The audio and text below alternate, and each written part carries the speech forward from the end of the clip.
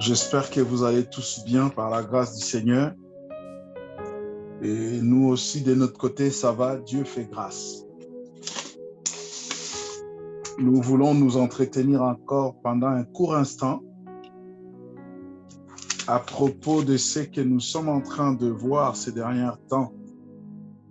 Parce que nous étions arrivés à la fin du livre d'Ésaïe. Et j'ai essayé un peu de nous amener à comprendre en ce qui concerne l'héritage dont le Seigneur promet dans Ésaïe 58, verset 14, l'héritage de Jacob. Et par la grâce du Seigneur, j'avais essayé de nous montrer un peu là où nous sommes par rapport au récit de Jacob et Ésaü. Ce soir, si vous me le permettez, je vais franchement faire juste une petite exhortation,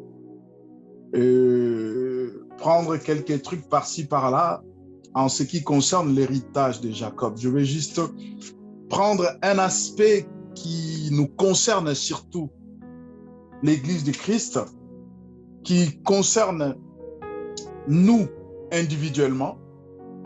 Je vais essayer un peu de nous encourager selon ce que le Saint-Esprit va nous inspirer.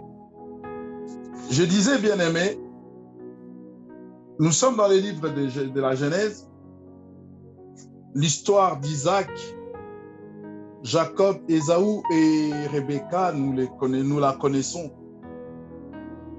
Avant cela, nous venons d'Abraham. Sur Abraham, il y avait une promesse. La promesse qu'il avait faite à Abraham était qu'il deviendra le père d'une multitude, le père des nations. Il comptera la progéniture, ou il comptera ses descendants comme les étoiles du ciel, comme les sables de la mer. Et lorsque Abraham a eu Isaac dans sa vieillesse, avec Sarah bien sûr, et sur Isaac, il y avait aussi une promesse. Étant donné que Dieu a fait la promesse à Abraham, Abraham n'a pas vu vraiment la totalité, la plénitude de la promesse. Et Isaac qui vient après comme héritier d'Abraham, la promesse d'Abraham devrait s'accomplir avec Isaac. Et lorsqu'Isaac va épouser sa femme Rebecca, et quand Rebecca tombe enceinte,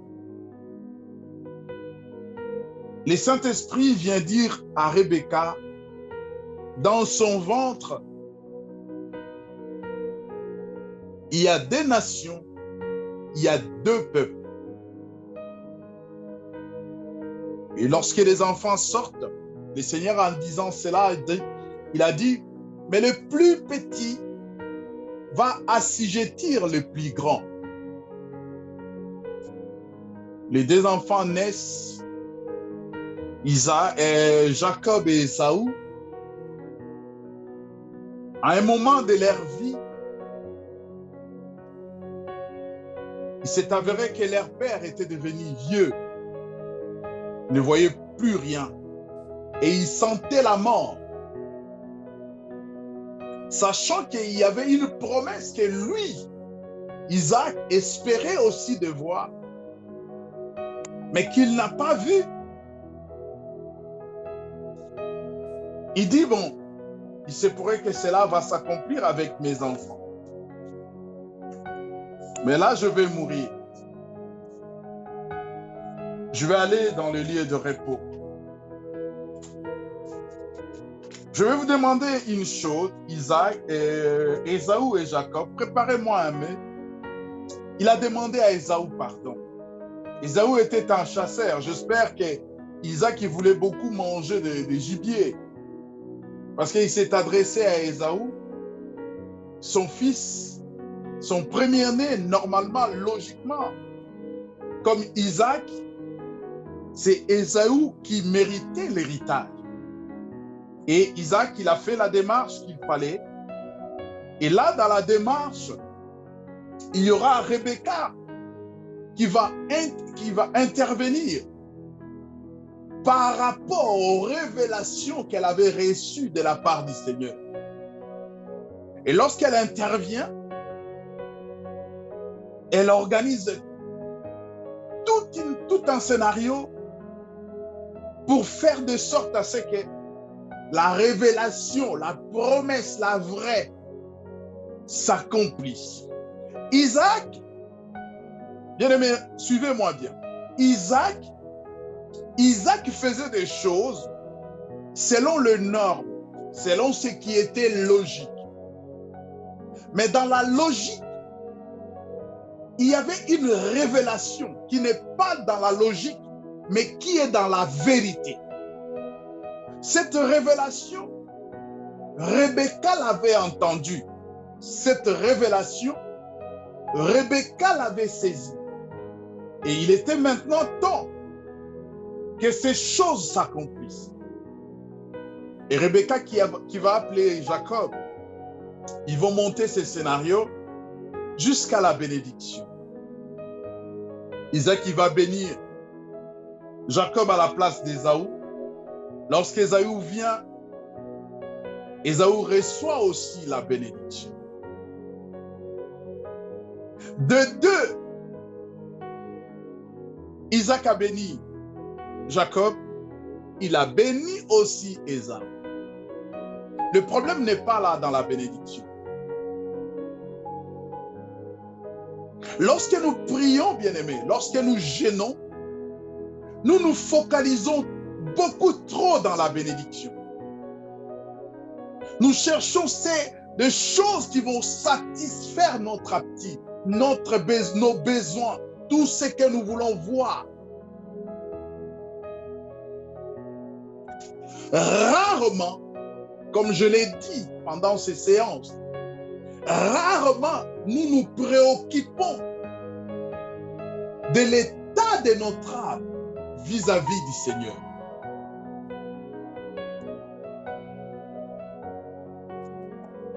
Bien aimé, c'est ce qui est arrivé à Ésaü. Nous sommes là, Seigneur, bénis-moi. Seigneur, je veux ceci. Seigneur, je veux le mariage. Seigneur, je veux. Seigneur, je veux. Seigneur, je veux. Même lorsque le Seigneur y donne, nous continuons à demander. Oui, nous sommes dans nos droits.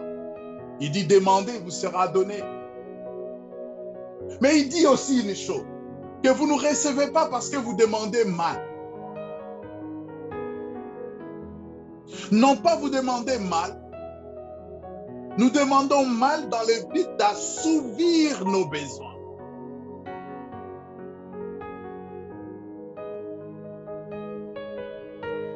Je reviens à ce que je disais. Isaac, il va bénir Jacob en premier. Bien-aimés, comprenez-moi. Je vais dire des choses. Je prie que le Saint-Esprit nous amène à comprendre ce que je vais dire. Isaac bénit Jacob. Mais le problème n'est pas dans la bénédiction, remarquez bien. Le problème, Isaac va bénir aussi Ésaü, malgré qu'il vient en retard. Isaac va aussi le bénir. Voilà pourquoi j'ai dit, le problème n'est pas dans la bénédiction. Le problème n'est pas dans la bénédiction. Le problème est quelque part ailleurs. Je l'ai défini dans mon intervention de la fois dernière. J'ai dit Ésaü est l'image de cet homme charnel, de cet homme qui, pour des lentilles, il va vendre son droit d'aînesse. De cet homme qui, pour ses intérêts, il est capable de tout détruire. Il est capable de détruire même ses relations, ses amis. Ésaü est l'image. Le mot qui est attaché, le mot l'étymologie du mot Ésaü. Ésaü vient en grec, veut dire pornos. Et pornos veut dire impudique. Impudique, ce n'est pas seulement dans l'impudicité comme nous avons l'habitude de penser que c'est dans les relations sexuelles ou dans tout ce qui touche les sexes. Non. Être impudique est celui qui ne respecte pas les lois, qui ne respecte pas les règles. Lorsque j'insulte quelqu'un, alors qu'insulter c'est un péché, c'est mauvais. J'enfreins la loi. Lorsque dans ma bouche ne sortent que des bêtises, des plaisanteries, alors que c'est là, la Bible le dit dans le livre des Colossiens, si ma mémoire est bonne, qu'il ne sorte de votre bouche aucune plaisanterie. C'est vrai là-dessus, on peut se dire des choses. Il y a plaisanterie et plaisanterie. Est impudique. Parce que la plupart des temps, nous pensons qu'être impudique, c'est des jeunes non mariés qui vont avoir des relations avec des jeunes non mariés aussi. Non, bien-aimés. Lorsque la Bible parle de l'impudicité, impudicité, c'est dans la relation, dans les relationnels, dans tout ce qui touche avec l'homme avec son Seigneur, l'homme avec les lois de Dieu. Lorsque nous brisons, lorsque nous marchons à l'encontre des lois de Dieu, nous sommes en train de violer la loi de Dieu et nous sommes impudiques. Nous sommes impudiques. Et Ésaü est l'image de cet homme, de cette femme qui ne marche pas selon les lois de l'Éternel, qui ne marche pas selon la volonté de Dieu. L'image d'Ésaü est l'image d'un rebelle. D'un rebelle. Quelqu'un me pose la question, mais en quoi Ésaü est-il un rebelle? Ésaü est rebelle parce qu'il se rebelle contre l'ordre établi. Ésaü se rebelle contre ce que Dieu a établi. Mais quelqu'un me dira, mais il y avait déjà la prophétie de Rebecca. Oui, Ésaü est l'image de Judas Iscariote. Bien aimé, ici nous ne sommes pas dans la couleur de peau. Je ne suis pas dans ce débat, excusez-moi.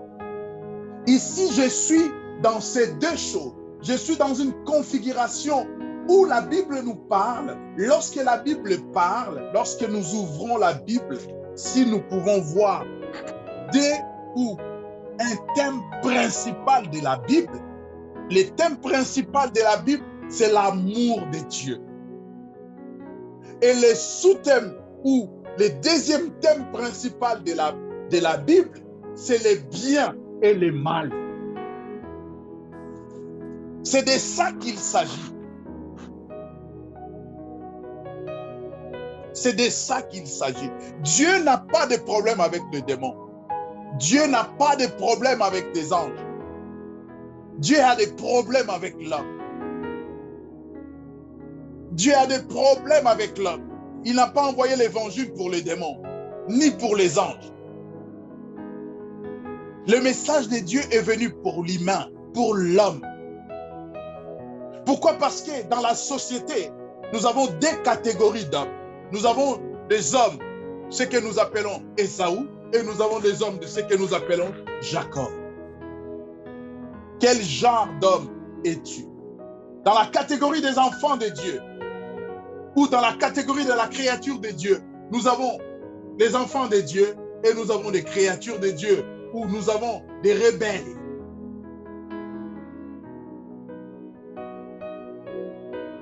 Et rebelle est tout celui qui marche à l'encontre de la volonté de Dieu. Ésaü, tu es l'aîné, tu es l'aîné.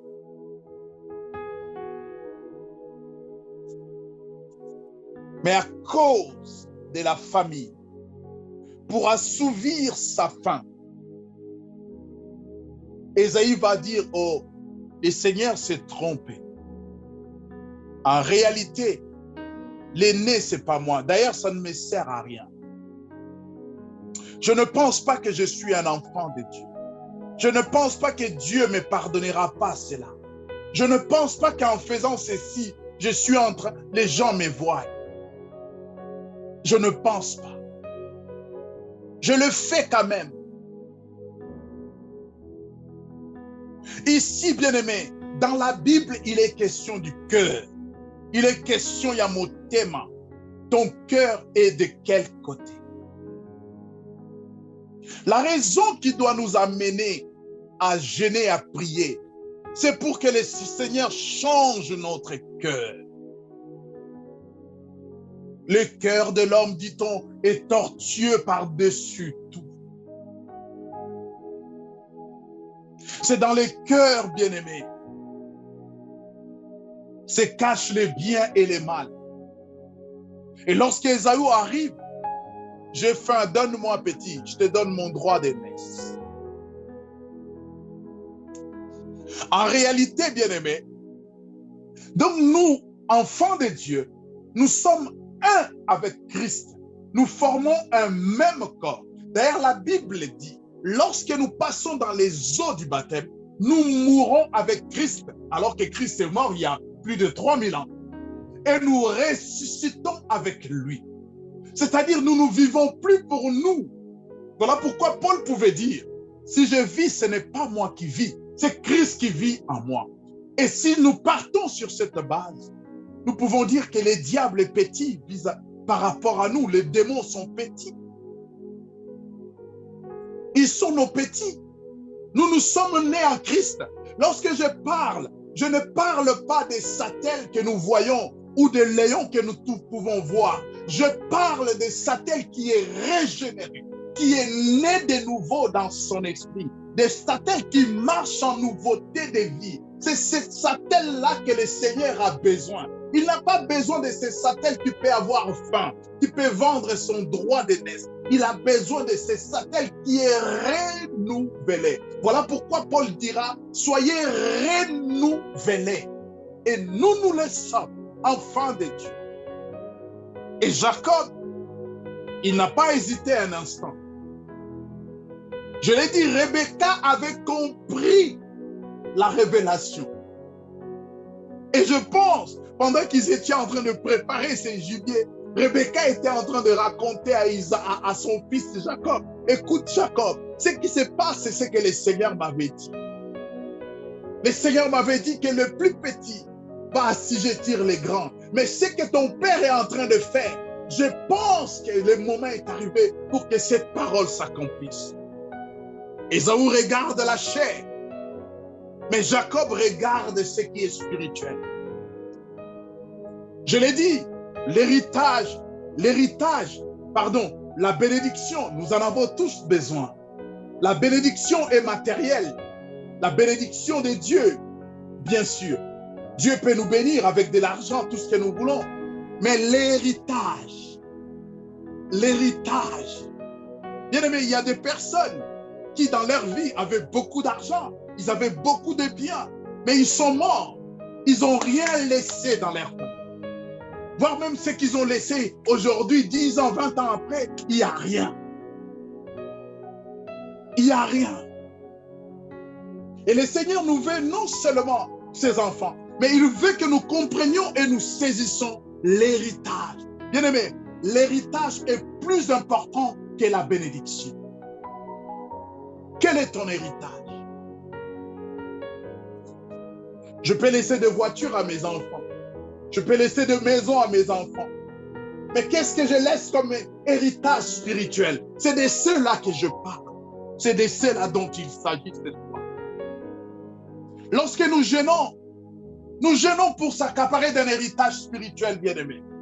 Nous jeûnons pour que nos enfants, nos arrière-enfants, nos arrière-petits-enfants connaissent et un jour soient sauvés dans leur vie. Enfin, qu'ils soient un jour là où le Seigneur les a. C'est ça l'héritage que nous avons besoin, bien-aimés. L'héritage que nous avons besoin. Oh, la Bible dit, montre à ton fils la voie du Seigneur. Montre-le les chemins qu'il doit suivre. Lorsqu'il sera grand, il ne s'en détournera pas. C'est ça l'héritage. Je jeûne, Seigneur, mes enfants, je prie. Mes enfants, Seigneur, je te les consacre. Mes enfants, Seigneur, ma descendance, Seigneur, je te les consacre. Je te consacre, mes filles, mon garçon. Père, je prie que ta grâce repose sur leur vie. Qu'un jour, Seigneur, qu'ils ouvrent la porte de leur cœur afin de te recevoir, cet héritage. L'héritage, c'est Christ dans nos vies. L'héritage, c'est Christ dans nos familles. L'héritage, c'est Christ dans nos foyers. L'héritage, c'est Christ dans nos pays. L'héritage, c'est Christ dans le monde. Un jour, il y avait des apôtres de Jésus qui montaient au temple à l'heure de la prière. Et ils ont vu un boiteux, un vulnérable, qui demandait l'argent. Oh, alléluia. Jésus, en montant, il n'a pas laissé l'argent. Il n'a pas laissé de l'argent à ses apôtres. Il a dit, à mon nom, voici l'héritage. Et ces deux hommes, lorsqu'ils arrivent devant la porte du temple, ils voient cet homme qui demande de l'argent. Ils disent, oh, frère, ça fait longtemps que tu es là. On t'a donné de l'argent, mais cela n'a pas suffi pour toi. On t'a donné tout ce que tu as voulu, mais cela n'est pas suffi. Mais nous n'avons ni or ni argent. Nous n'avons aucune bénédiction à te donner, mais nous avons un héritage. Cet héritage, au nom de Jésus, lève-toi.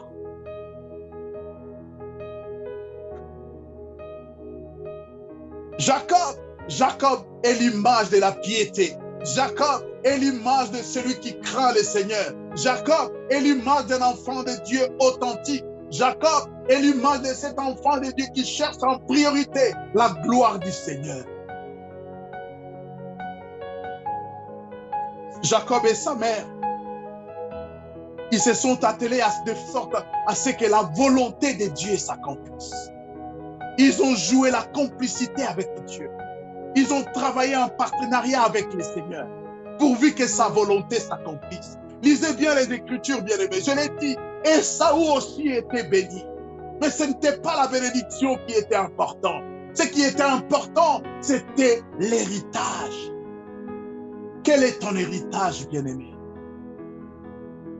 Je ne vais pas entrer dans le peuple de tout, mais je parle ici aux enfants de Dieu que nous sommes. À toi qui es enfant de Dieu, je te pose la question ce soir.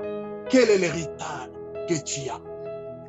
Le Seigneur dit, lorsque nous jeûnons selon ce qu'il attend de nous, il nous donnera l'héritage. L'héritage de Jacob. L'héritage de Jacob, c'est de posséder des nations. L'héritage de Jacob, c'est de proliférer le nom de Jésus. C'est de prêcher et d'annoncer le nom du Seigneur. C'est de faire connaître le nom du Seigneur. Alléluia. Quel est l'héritage que tu as reçu de Dieu? Nous allons sortir de 2022 pour entrer en 2023. Le seul héritage que nous aurions, c'est des promesses. Les promesses de 2022 ne se sont pas accomplies. Nous allons nous acheminer encore en 2023. Et dans tout cela, à la fin, nous allons dire c'est la volonté de Dieu. Dieu est souverain. Oui, tout cela est vrai. Mais bien aimé, Dieu n'est pas là où on attend. Dieu n'est pas, Dieu n'est pas là où l'homme l'attend selon ses volontés. Selon sa volonté. Dieu est là où il nous attend dans sa volonté. Dieu ne nous donnera pas les richesses s'il sait que ces richesses nous amènera loin de lui. Nous l'attendons dans la richesse. Dieu n'est pas dans cette richesse. Il nous attend sur un autre chemin. Dieu nous attend sur un autre chemin. Beaucoup aujourd'hui sont comme les disciples d'Emmaüs. Vous avez perdu espoir. Vous avez perdu celui dont vous croyez être le mentor, celui dont vous croyez être la tête et la queue, la force de toute votre vie, vous l'avez perdu. Peut-être c'était votre papa, peut-être votre maman, peut-être un grand frère, peut-être aussi c'est un petit copain. Mais laissez-moi vous dire une chose, tout ce monde nous décevra un jour. Tout ce monde failliront un jour. Mais l'héritage ne faillit jamais. L'héritage, les notaires notifient l'héritage. Ils lisent les testaments. Ils notifient les testaments. Ils qualifient les testaments. Ils donnent une nature juridique au testament. Et le testament devient inviolable. Quel est ton héritage? Le Seigneur nous a donné un héritage. Allez par toutes les nations. Allez par toutes les nations. Allez par toutes les nations. Ne craignez pas le monde, j'ai vaincu le monde. Ne craignez pas vos oncles, je les ai vaincus. Ne craignez pas la sorcellerie, je l'ai vaincu. Ne craignez pas la pauvreté, je l'ai vaincu. Ne craignez pas la peur, je l'ai vaincu. Mais vous allez par tout le monde. Je vous donne le pouvoir parce que j'ai vaincu. Il appose les cachets de son sang. Il dit à mon nom, vous chasserez les démons.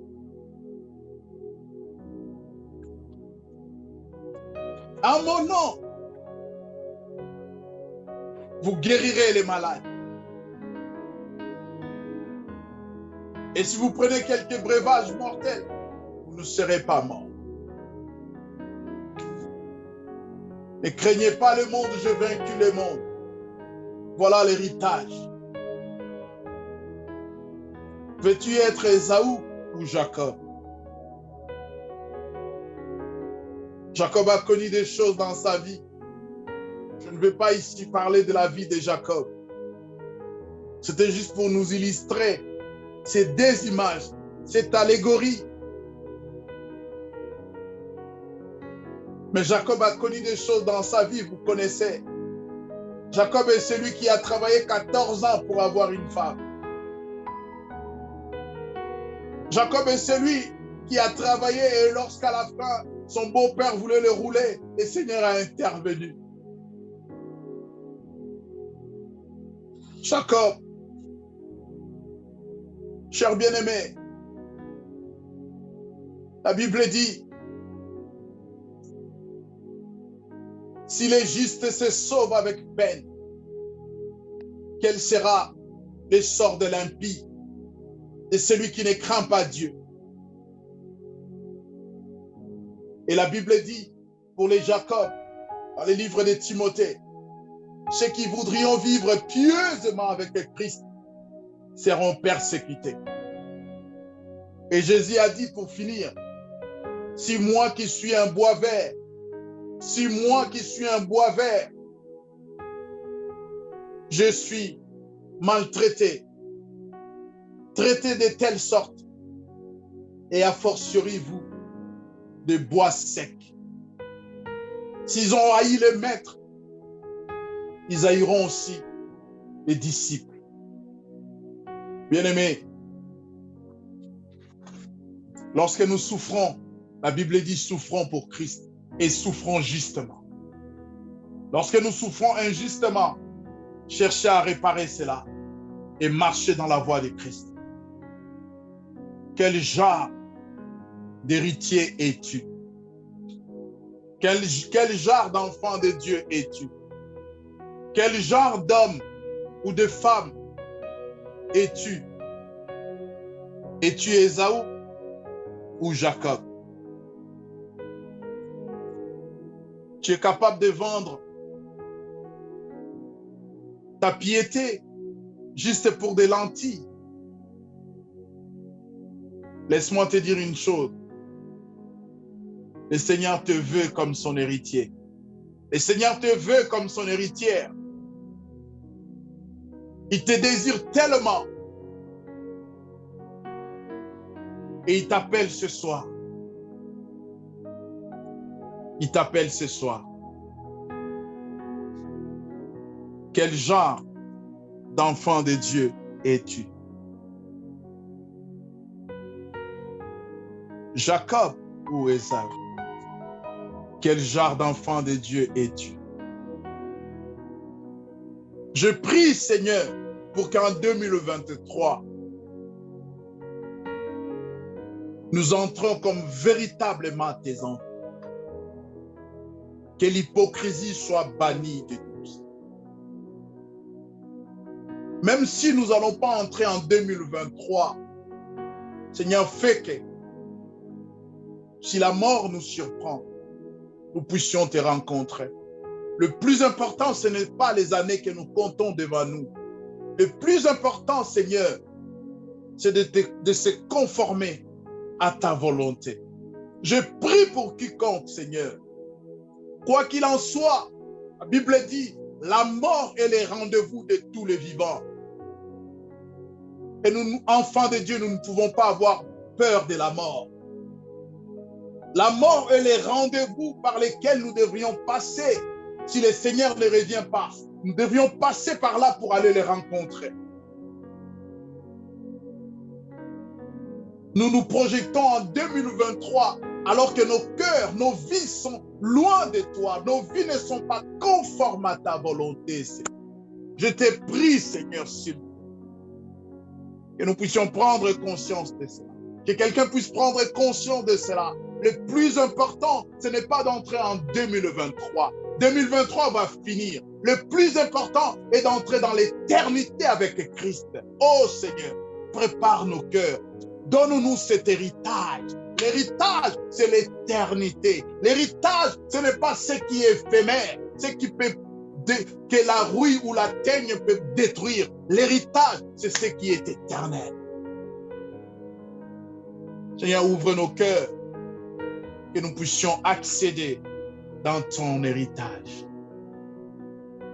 Merci pour toute personne qui va prendre la décision, Seigneur, de se conformer à ta parole, de changer sa vie, même s'il ne rentre pas en 2023, Seigneur, mais qu'il soit certain, rassuré qu'il va te rencontrer. Qu'il va te rencontrer. 2023, Seigneur, si ça pourrait être un bonus, pourquoi pas, Seigneur? Mais nous ne voulons pas entrer en 2023 comme d'habitude, Seigneur.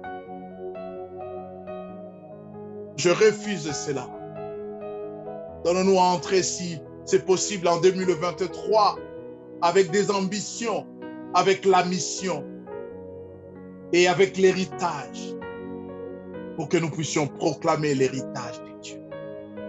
Dieu a tant aimé le monde qu'il a donné son héritage. Il a donné son héritage parce qu'il a aimé le monde. Que le Seigneur vous bénisse. Vous qui efforcez, vous qui s'efforcez à marcher, à vivre la vie de Dieu. Même si vous tombiez, sachez que le Seigneur est avec vous. Il dit dans sa parole, cette fois vous allez tomber, cette fois il va vous relever. Ne perdez pas l'héritage. Préférez l'héritage à la bénédiction. Ne perdez pas l'héritage. La bénédiction, vous l'avez. La bénédiction, Ésaü l'avait. Qu'a-t-il fait avec son héritage?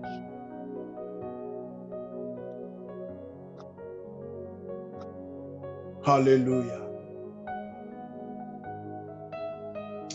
Oh Seigneur, merci. Je te rends grâce ce soir. Je te bénis dans le nom de Jésus. Merci de donner à quelqu'un à comprendre son héritage, à entrer dans son héritage et à vivre dans son héritage, surtout à les conserver jalousement. Que le Seigneur nous bénisse. Au nom de Jésus, merci.